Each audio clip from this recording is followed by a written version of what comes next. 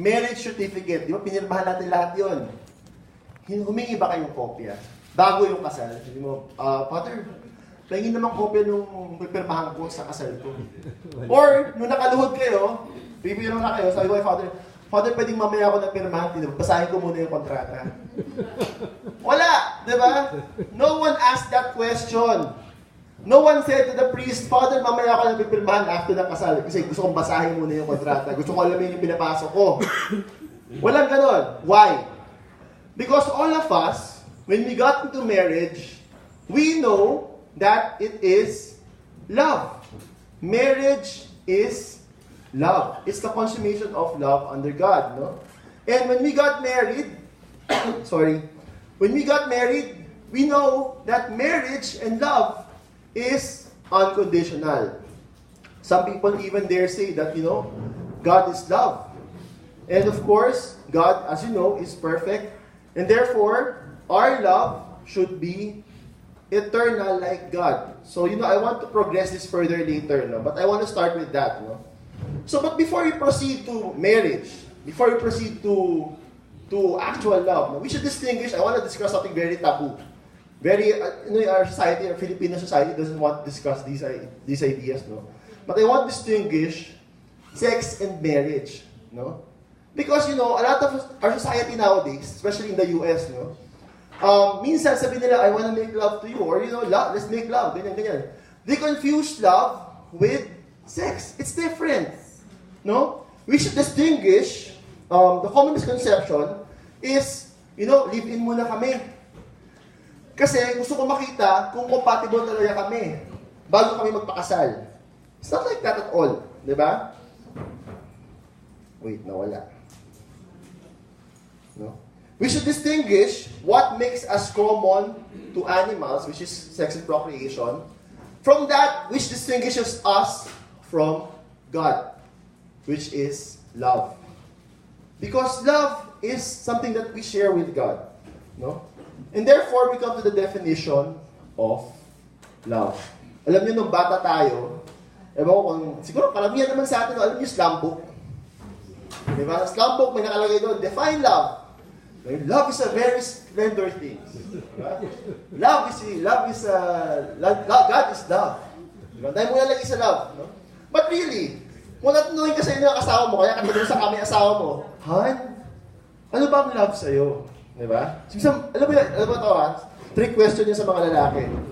Nung may mga, siyempre, single pa tayo, may mga girlfriend tayo, or boyfriend.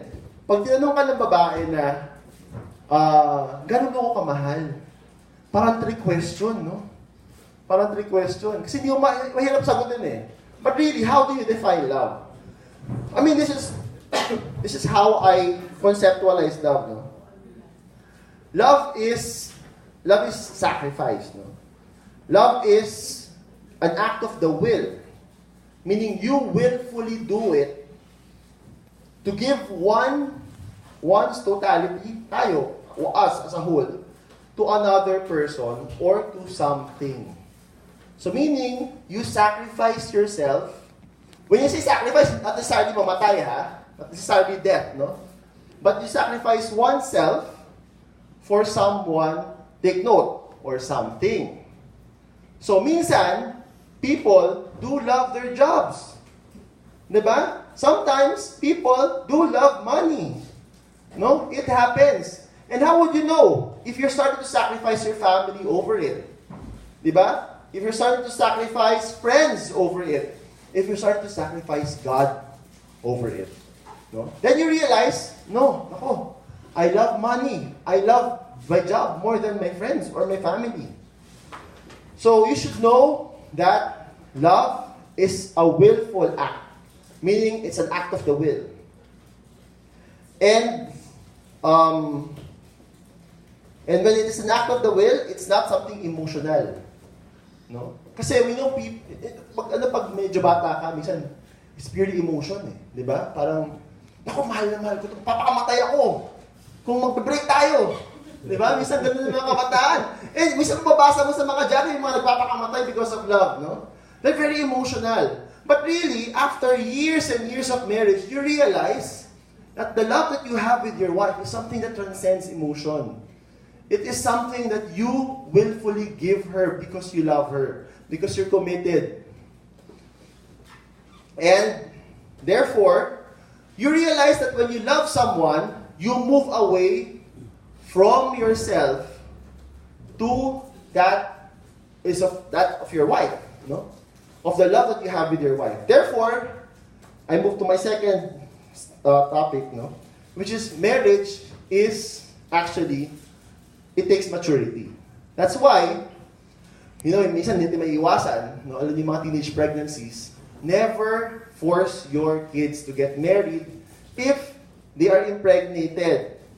Why? Because if they don't have the maturity to get married, maghihiwalay yan. Although, of course, we do have stories where nagtatagal talaga sila, and these are really good stories.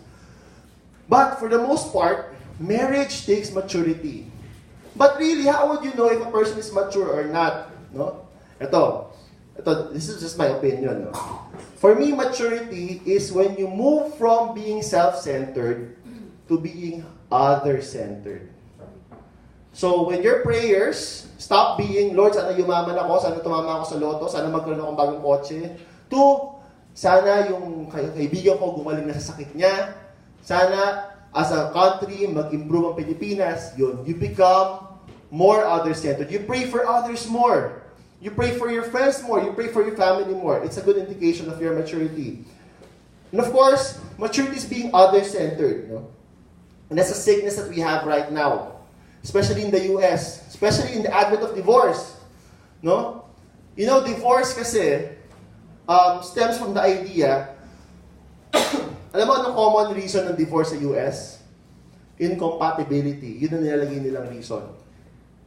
And take note, they didn't see that when they were getting married. Because some people just think of love from the context of themselves. So pag nagmamahal sila, pag kapakasal sila, ang iniisip nila, ang sarap ng feeling na minamahal ako. Diba? But they're not willing to give that love to the other person. So, therefore, before you get married, especially to those who are not married yet in this room, choose wisely. Alam niyo, meron akong kaibigan. Na, I work at PPI, I'm with investments, Kaya, very timely na, alam mo yun, I'm discussing this kasi medyo alam sa investments, You invest in your wife or in your girlfriend. Diba? So, I have this friend who had a survey.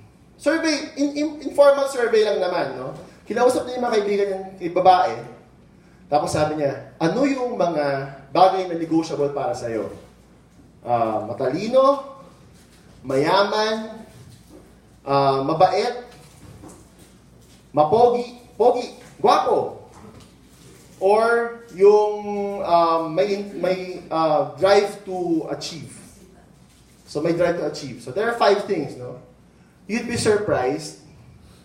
Some people are willing to let go of other things except for kapogian. Dapat pogi yung papakasalan nila.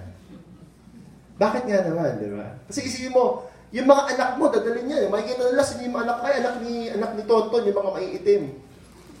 So, yun, di ba? Ganon, di ba? Minsan yun yung definition natin eh. But really, when you get married, when you love someone, it's totality. You get married to the whole person. So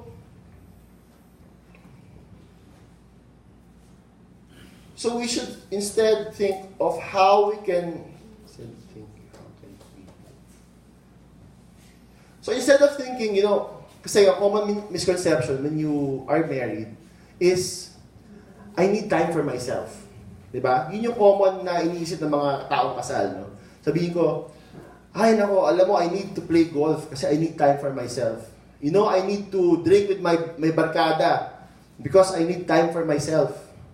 I need to, play basketball with my friends because I need time for myself. But really, you have to consider that when you got married, one of the things that you realize is you stop to become 2 persons, but you become just one. Diba? I think it's in the first Testament, it's the first reading of when you get married, in your first reading, no? That's why a person leaves his father and mother and moves in with his wife, and they become one body and one soul. So, when you get married, you become one. And therefore, whenever you think about things, you should consider how you can do it with your wife. You know, I didn't realize this, no? When I was starting out, of course, I'm married for 7 years now. No? Well, for most of you, probably you've been married longer than I have.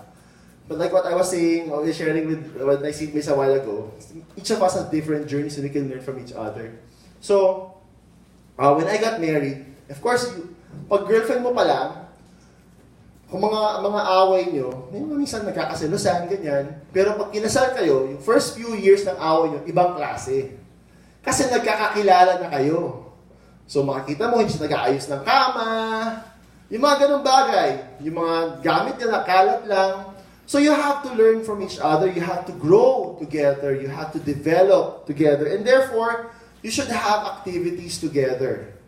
So yung mga ginagawa nyo, you should share it with your wife. You should share it or your husband. No? And of course, when I say you share things with your husband or your wife, and you stop becoming two persons, instead you become one, it also is aligned with the idea of procreation. No? Because as you know, one of the main reasons why we get married is also to create more Christians. And therefore, it takes three. You know, the unique thing about getting married in the church is there are three entities involved. You know, if you get married in a civil wedding, there are just two entities involved. You and your wife, or you and your husband. But if you get married in church, there are three entities involved. You, your husband or your wife, and God. So, God commits to you that He will also give you graces.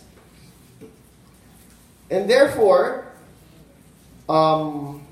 it is a sacrament of immense grace. No? God gives you grace to retain the marriage. And you should also realize, you know, in the Genesis story, di ba, how many days ginawa ng Diyos ang mundo? 6 days. Tapos 7th day, He rested. Did the Genesis Bible, did the Genesis story say na on the 7th day, tapos na ang mundo?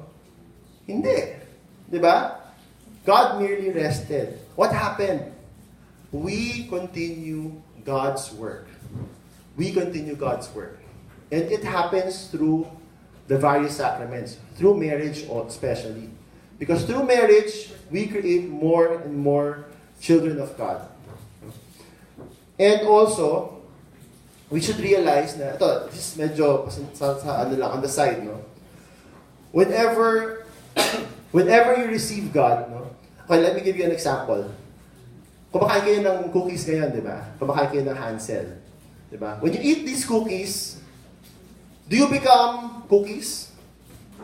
No. Di ba? When you eat cookies, the cookies become you. Di ba? It forms part of you. Di ba? You take its nutrients, it forms you. Because you are a more superior being than the cookies, than the food. But when you receive Christ in the Eucharist, who is the more superior being? Christ. Therefore, if you are in a state of grace, meaning you're clean, you just received confession. When you receive Christ in you, you become Christ Himself. Therefore, all your activities, all the things that you do, is Christ moving through you. Therefore, napakaganda na sinabi ni Brother June kanina na, let us be instruments for your grace. No? Because when we receive Christ, we become Christ in the world. You should realize that you are individual Jesus Christ. Christ is with you. Christ is you. Christ works through you. As St. Paul said, ipse Christus, Christ Himself. No? So we work through Christ. And therefore, whenever we receive these sacraments, whenever we get married, it's Christ continuing His work of creation, His work of salvation. And then when we get married, we are co-creators with Christ. We create life. We bring life. No, we don't create life. We bring life to the world. And therefore, when we get married, our goal is to create families. No? Christian families. Therefore, all our kids are actually also our responsibilities. Not only our kids, but people who see us, people who interact with us as a family. They see us, oh, this is a good family. Oh, this is a good husband. This is a good wife, no? So we could be examples to others of a good Christian family. And therefore, we help build communities. Communities such as this. No? When we share with each other our experiences, we share with each other the things that we could help others improve on. And therefore, we help build the church that Christ created 2,000 years ago. So with that, I finished. So thank you so much for giving me the opportunity to speak in this. Thank you so much.